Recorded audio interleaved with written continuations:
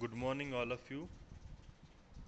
आज हम डिस्कस करेंगे अपनी यूनिट नंबर फर्स्ट का टॉपिक 1.1 जो कि चैप्टर आपका स्ट्रेस एंड स्ट्रेन है।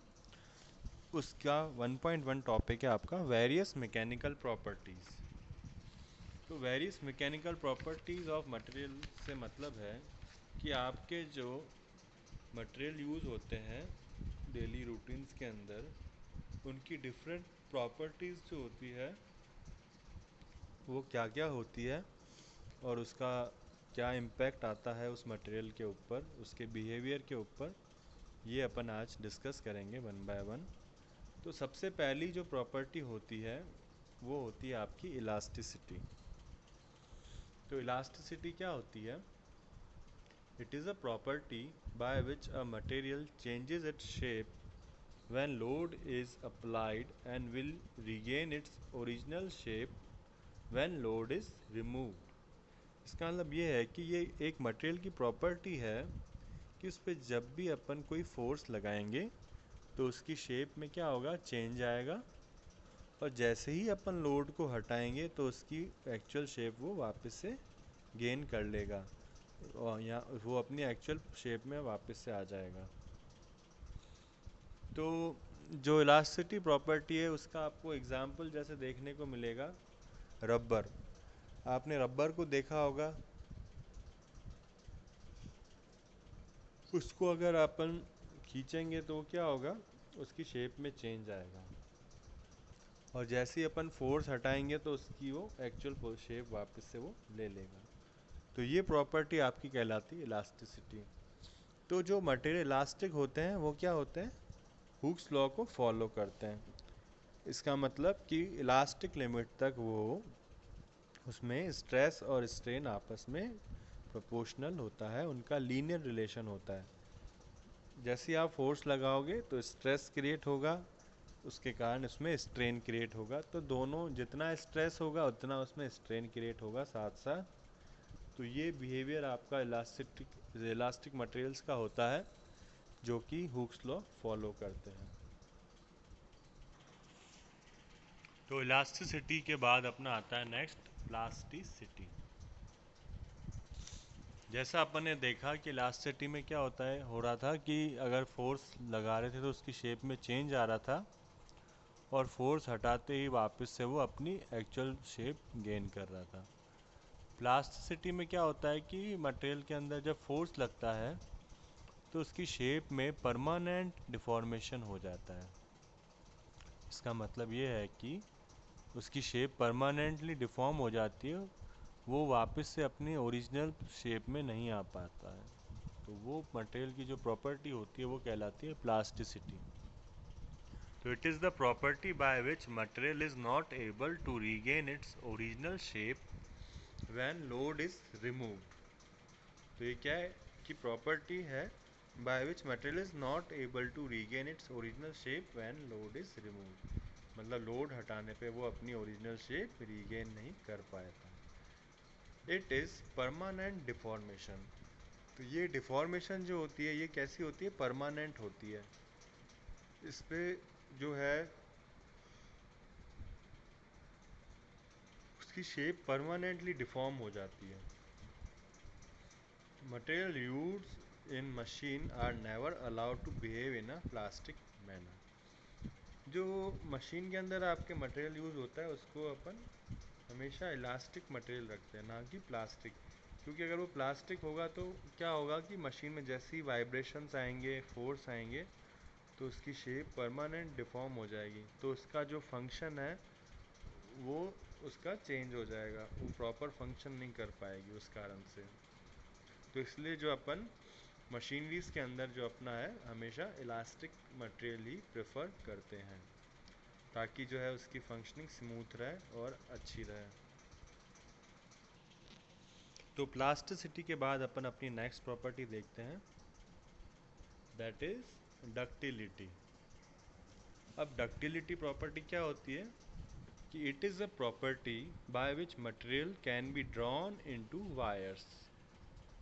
Ductile material have the ability to flow. Ductility का मतलब है कि आप जो मटेरियल है उस पर उसको लॉन्गिट्यूडनल डायरेक्शन में फोर्स लगाकर उसको वायर्स में कन्वर्ट कर सकते हो, वो ब्रेक नहीं होगा आपका। मतलब वो मटेरियल बहुत ज़्यादा खिंच सकता है। आपने देखा होगा कि कुछ मटेरियल होते हैं कि जिनको आप खींचोगे तो वो खिंचते जाते हैं, उनको वायर्स की शेप में बना देते हैं, तो वो अपने डक्टाइल मटेरियल कहलाते हैं। तो डक्टाइल मटेरियल की जो प्रॉपर्टी होती है वो फ्लो की भी होती है, मतलब वो बह सकते हैं। क्योंकि जो मटेरियल बह सकता है वो क्या होगा, फ्लो उसका खिंचाव भी अच्छा होगा। उसके एग्जाम्पल है copper wires use in electric cables. जो आपके इलेक्ट्रिक केबल्स में कॉपर वायर यूज़ होते हैं वो आपने देखा होगा कितने फ्लेक्सिबल होते हैं। उनको खींचते हैं अपन तो वायर्स की शेप में हो जाते हैं, मुड़ जाते हैं, बैंड हो जाते हैं, कोई सी भी शेप में वो बैंड हो जाते हैं। Aluminium which is soft material is also ductile material. Aluminium भी आपने देखा होगा कि बहुत ही सॉफ्ट होता है, तो वो भी क्या है, डक्टाइल मटेरियल है। नेक्स्ट है आपका ब्रिटलनेस। ब्रिटलनेस क्या होता है, जैसे डक्टाइल मटेरियल में तो आपने फोर्स लगाया तो वो अपनी लंबाई की दिशा में काफ़ी हद तक फैल रहा था, खिंच रहा था। ब्रिटल मटेरियल में ऐसा नहीं होता है। ब्रिटल मटेरियल में क्या होगा, अगर थोड़ा सा भी फोर्स आएगा, फोर्स आते ही वो टूट जाएगा। उस पर फोर्स आते ही खींचोगे तो आप वो टूट जाएगा। It is the ability of material by which it can break और डेवलप क्रैक्स व्हेन लोडेड। इसमें क्या होता है, मटेरियल पे जब लोड आता है तो ये क्या होता है, या तो ब्रेक हो जाएंगे या क्या होगा, इसमें क्रैक्स डेवलप हो जाएंगे जब इस पे लोड आएगा तब। Glass, wood, concrete and cast iron, ये इसके एग्जांपल्स हैं। ग्लास आपने देखा होगा, अगर उस पर थोड़ा सा भी फोर्स आता है तो वो क्या होता है, या तो उसमें क्रैक्स आ जाते हैं या वो टूट जाता है। स्टोन, पत्थर को भी आपने देखा होगा, इस पे हल्का सा अगर आप हथौड़ा मारेंगे तो उसमें क्रैक्स आ जाएंगे या वो टूट जाएगा। यहाँ आपने देखा होगा पत्थर को अपन किसी हाइट से फेंकते हैं तो भी वो क्या होता है, टूट जाता है, ज़्यादा नहीं वो एडजस्ट कर पाता है। Brittle material can break without any prior warning और दे कैन डेवलप क्रैक्स। तो ब्रिटल मटेरियल क्या होता है कि बिना किसी वार्निंग के टूट जाते हैं।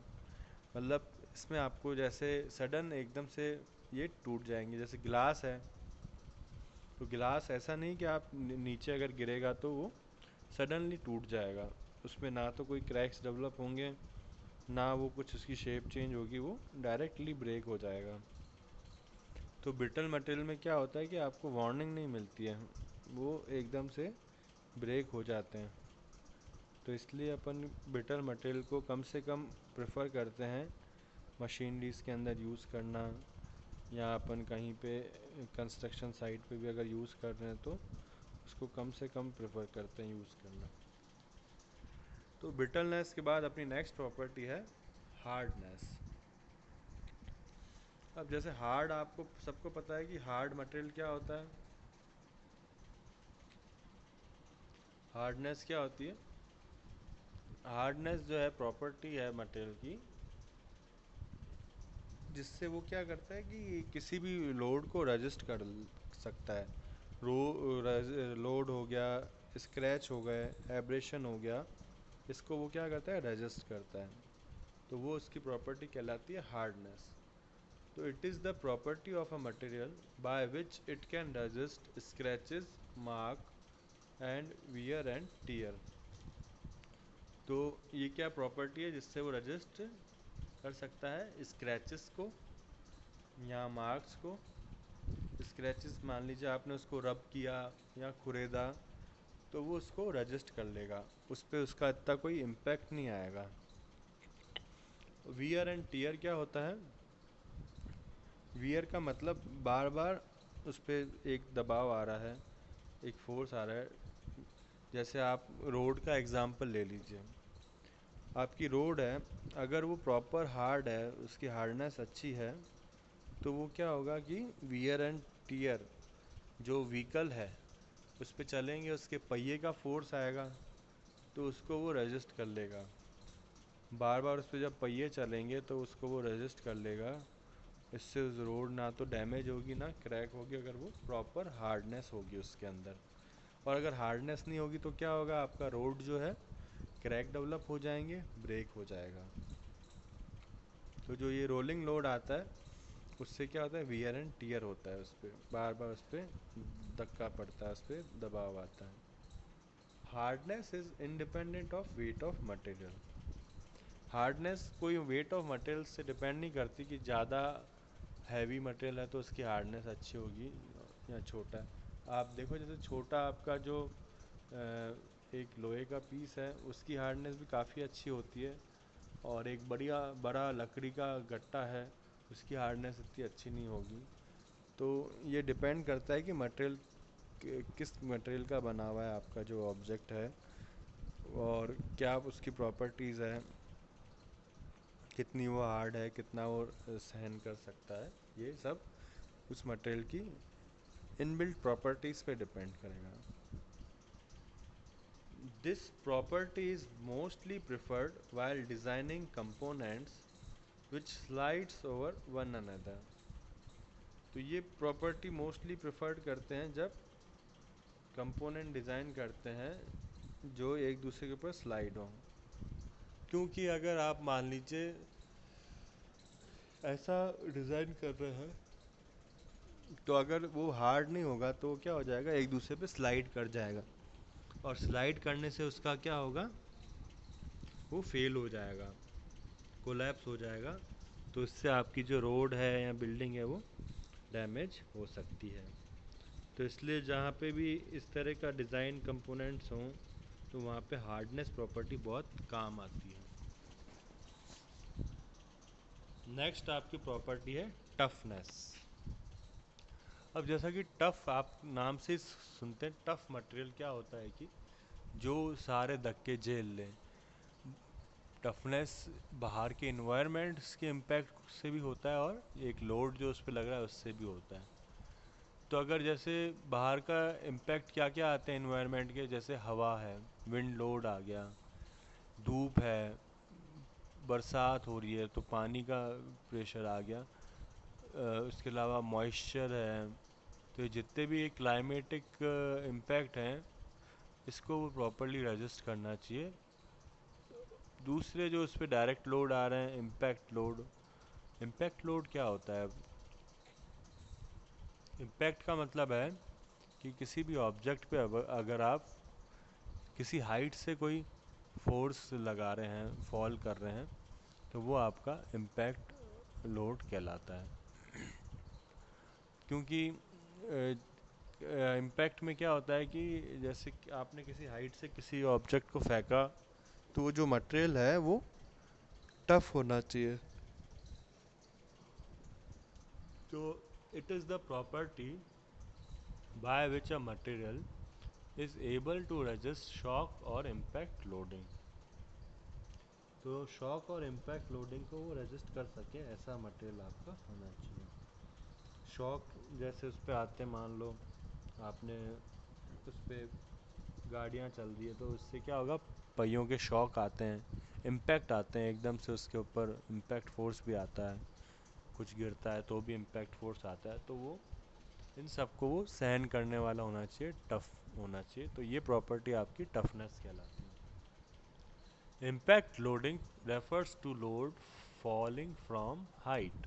अभी जैसा कि मैंने बताया कि इम्पैक्ट लोडिंग में क्या होगा कि किसी हाइट से लोड फॉल करता है तो वो आपकी इम्पैक्ट लोडिंग कहलाती है। ठीक है, अगर आपका नॉर्मल लोड है तो वो आपकी नॉर्मल लोडिंग कहलाएगी। तो ये सारी अपन ने प्रॉपर्टी एक एक करके डिस्कस की यहाँ पे। तो ये सारी प्रॉपर्टी आपकी इम्पोर्टेंट है बहुत। इसमें आपकी सबसे पहले इलास्टिसिटी डिस्कस की, फिर प्लास्टिसिटी, डक्टिलिटी, ब्रिटलनेस, टफनेस, और लास्ट में अपने ये टफनेस डिस्कस की, हार्डनेस और टफनेस। तो ये सारी प्रॉपर्टीज़ आपकी मटेरियल की होती हैं। अलग अलग प्रॉपर्टीज़, इन सब को आपका पता होना चाहिए। तो थैंक यू वेरी मच।